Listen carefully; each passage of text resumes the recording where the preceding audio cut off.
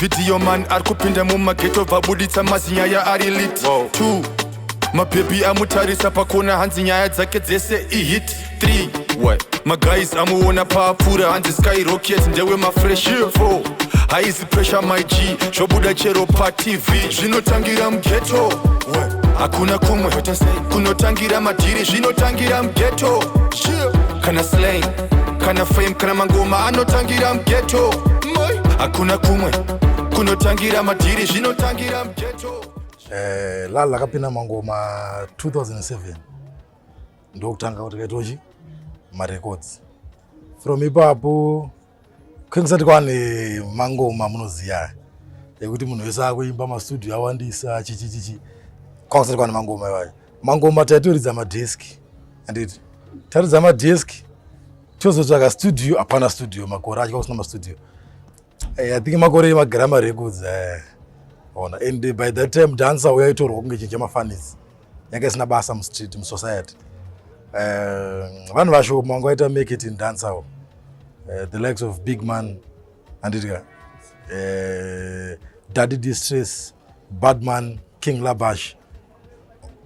those pioneers anditika of that era anditi. Then ndo patikano image yawo isusu anditika ndandisiri one pavanhu vakatanga movement iyi, especially what we call Mbare dancehall movement. Ndandisiri one ndinana vanga ndinavo saka at that time ndine Nico T andira Silent Killer man, Killer T, Killer Man anditi ndo vanhu vakatinawo makore wayo muri mumbare munomu. Kwakusati kwana matista akawandisa amakuziya right now Mbare right. Danny Blaze kaya ndakanganwa man, you know see this man isakamereko umono is my long time friend. Danny Blaze is part of Mbare dancehall EU and a bit and is now a policeman and though we are the creators of Mbare dancehall movement and it label it Vietnam Mbare do stable racho rakagadzira movement iyo kusati kwane vanhu vese mazitesa makunzwa ya vakazoya after tatanga movement. Alright, uchitanga pa chichakakudedza Ras Lalo kuti unzi Ras Lalo akuda kuita zvemangoma chichanga chakuti usumuke umbamenyi ndite reggae ute mari right reggae ninika vanhu vanozvarwa vaine zvipo handitika asi ini takatoshamiswawo nereggae kuti chii chakaitika because inini at first ndandiri munhu anotamba bhora handifunge kuti kudya kuti pamawarriors dene ndiripo zvisiri kutomboitika zvese izvozvo waiziya ndiri baddest soccer player wekutoti inini ndaitogoisa makona kicks ega isina kuhedwa free kicks. Vanhu vese vanoziva kuti zita rekuti Lalo Mbare riri very popular and famous andika nenyaya yekuti iye zvandaita vanhu kubhora anditika. And then hamene zvinoketiwa Mwari ndakazonotyoka kubhora anditi then vanhu ndozvinodiscover kuti aiwa ini nditogona kutogara uchi maridhing nditogona kuti ndine zvanda kutofunga mubrain mangu kuti reggae nditodzigona idzi. So kubva ipapo takutoriwo mangoma and inspiration yangu yakatobva kuna Capleton anditika Capleton then obvious Anthony B, Sis Lakalanji, the whole bunch andika of Bob Bashandi movement andika then Vibes Cartel. That's Lalo. Ndo make Lalo, ndo wakabva Lalo kuti 2007, Ras Lalo up like 7, star outer heaven, man I wish big to be Gagan, man I dream big to be 2008,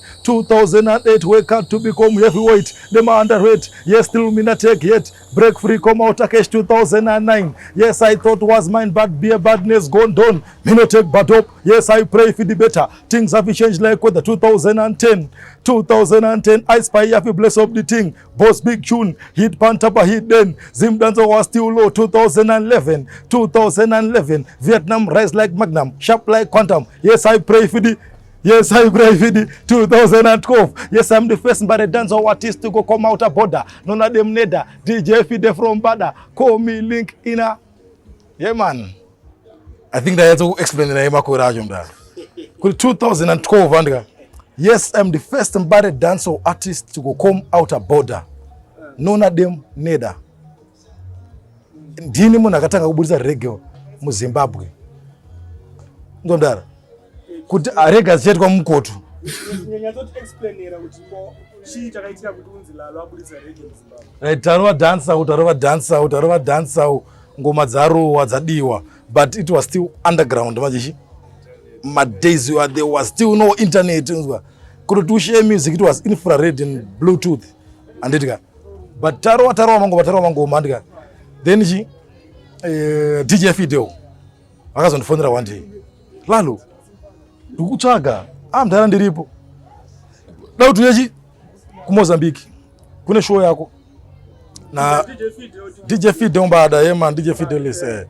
Lalo da kuti show na Juice Apostle ndiyarira makore wa na Freeman join us city watu and saka Freeman akaende join us city and ine join us center zvakaitika ku join us center yeah man summertime rhythm sunshine Seotang. So the phone Robert that home that vida is danger but management at that time it was I Spy Entertainment man the first producer we do and it I Spy about kwa dot Lalo ku Mozambique abo ndikati abo Mozambique tukuya and it but manje unfortunately tetine show yatada kuita ku London na Deacon Gagans. Yeah man, because for the past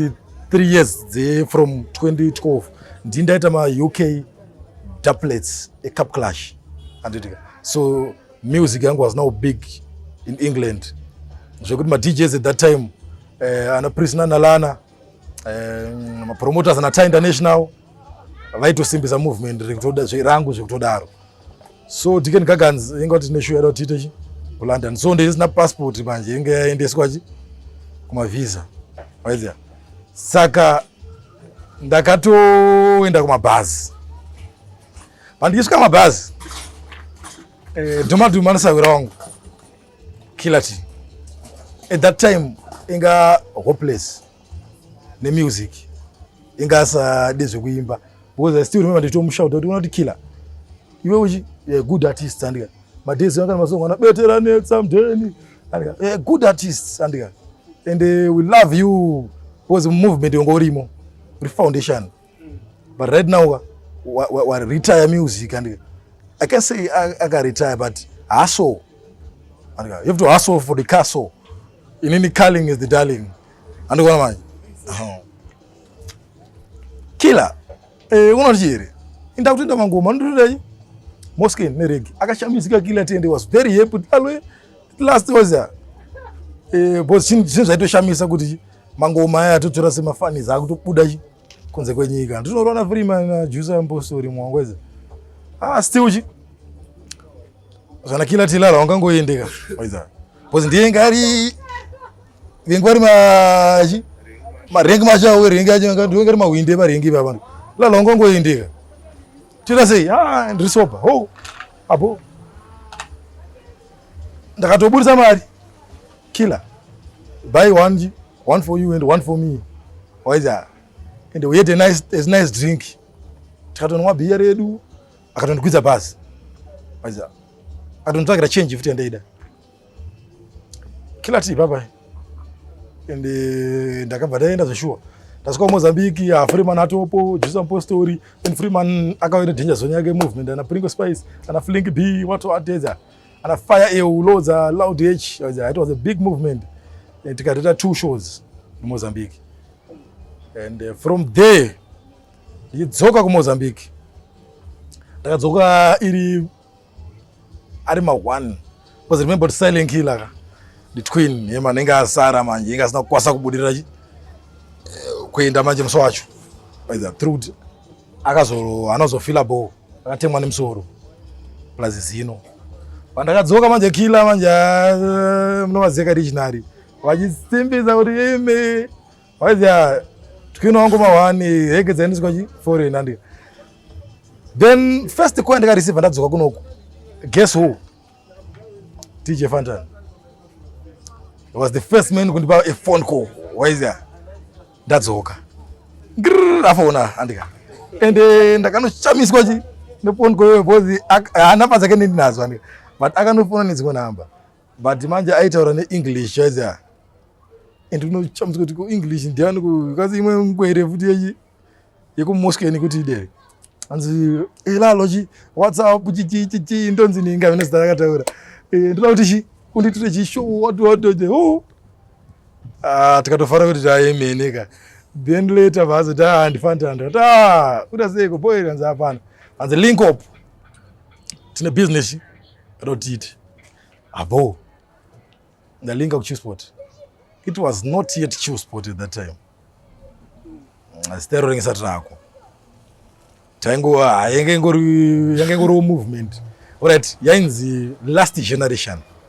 Fantan and T nice the teacher yake last generation sound ndadaiza kwa Lalo ona chi kumbada kuna mangu kumandika but right now as you speak you are the father of dancehall because in this kind of what the word Zimdancehall at that time resatrako it was dancehall title right rhythm even albums zangu ni kutanga ini title gadzira album rema tropical storm anger management machipos even make here this producers ingo start kwanza kugadzira bounce the dancehall bounce so the name Zimdancehall is a trap it was dancehall nafana Lalo titase tikazira movement yekuti tata ma artist andia tine ma recruits angu chichande ku recruit kweyo ausiri DJ iriwo ndi DJ futi ande but andicheta futi last generation sound ndada kugadzira my own movement habo some movement rangu rinonzi chi adoti ripe zita ndi Sport habo saonani ndine ma artist ana Soul Jah Love ana Smash ana Bounty Lisa andiona ati habo mdara saka mda titange chini chisei zikazi nemguru chi tautanga ne clash daugadzira Sport ne clash dakupinza ma artist aki andika it's like aida kumapinza mu dance yange ya established andika from underground was at that time it is underground andika though we are the foundation but titaita sumukaji bichana so level even radio stations and everything titakurira andida so ndadabo Fantan next day janika saka sezwataura zvinzwa dambe kumba ndibonofunga kuti ndikakwanisa iri kujoina movement yenyu but at the same time you know kuti Vietnam empire anditi panza bo Vietnam ndikuziya but dango tingoshande tese tichinja kanaka murudo tabo mongo andika abo the next thing now tazona poster mu street poster rakaiswa mu street irika silent killer versus Killer T Kina versus Say Colors Lalo versus Soul Jah Love ndiona poster ndakavhunduka mdara kurovhunduka in fact kashamiswa ndakuwa Soul Jah Love because at that time andika Soul Jah Love in them zia from waterfalls washing basket andika studio roki yengera badini basauro and sauro futi from my desk andika even tichitori music ema desk nditotesa andika saka angazati sauro amunoziva wewe reggae dze makuna dzembiri dzayo ingati ngori sauro chi ngodwe ngoma inomanya ngori miri wangu ngoma sandu zvirawe wadimikira dzimone nyambo ndo ndandidzinga nadzo matizi wayo waza saka it was not that big is waza saka anga asinga shamisi andikunyepa pamberi paMwari ndichona poster andika even my fans I wanna poster it was a straight death for Sauro but that clash I was going to murder him and it ndakatoramba kwa clash ndichiti boys msadaro andika then tichifana kuti Lala kuti we are not Soul Jah love hasati anyatsochi is not yet commercial, is not yet into the games kutodaro ndika but please chiku clash unaye tangotira kuti tivasumudze eza ataya maya mdara ini andikoza kuti ndisimudze munhu because he's a good artist but I just can't clash naye because then everything to lose at that time because he wasn't Soul Jah love omnoziyo saka and he has anything to lose whether ndameda kana ndimeda it was well forward for him so andakayo clash but the thing chandakazoita ndakazoona na Sauro wangu posta karone kwanze ndakarona saka tita sei vanza hapana uri kuhere ndakati ini handisuda kunyepera mdara because obviously mombe kwandiri age wise mdara handisuda kunyepera ina yasukese handisukuya hanzi ko chimboti lengeyo chi mastudio chichichi cheze tabho mukuru tabata mukuru kuti mukuru chi muno yako unonzi waspy